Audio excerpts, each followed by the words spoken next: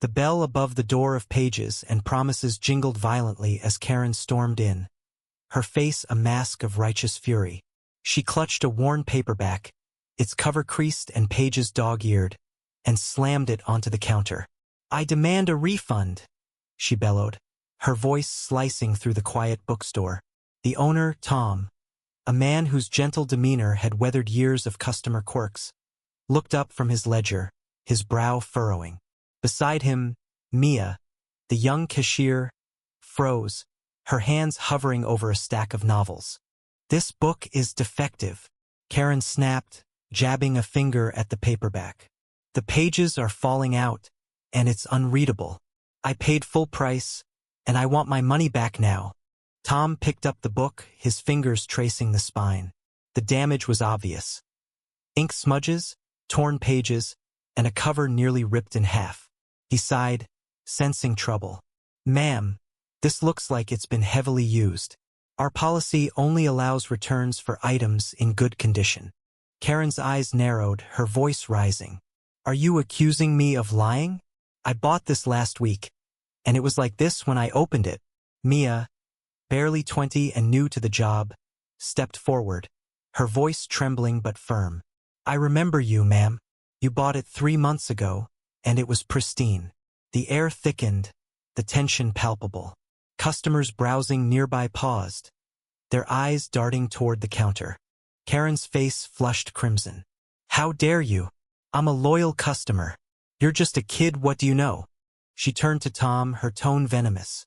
"I'm calling the police. This is theft." Tom's jaw tightened, but he kept his calm.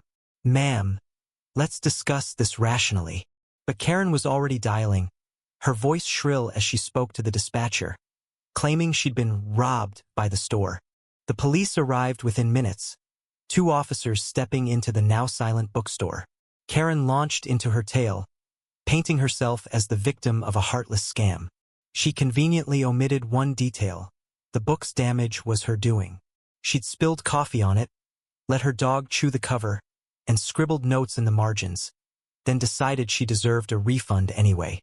Mia, trembling but resolute, pulled out the store's receipt log, showing the purchase date. "She's lying," Mia said, her voice steady despite her fear. "I saw her flip through it when she bought it. It was perfect." The officers examined the book, their expressions skeptical.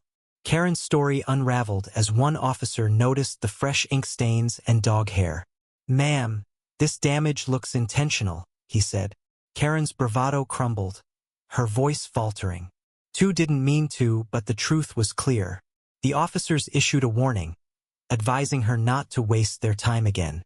Karen left, head bowed, the bell jingling softly behind her. Tom and Mia stood in the aftermath, the store quiet once more. Mia's hands shook as she stacked books, her trust in people dented. Tom placed a hand on her shoulder. "You did good, kid." But the victory felt hollow.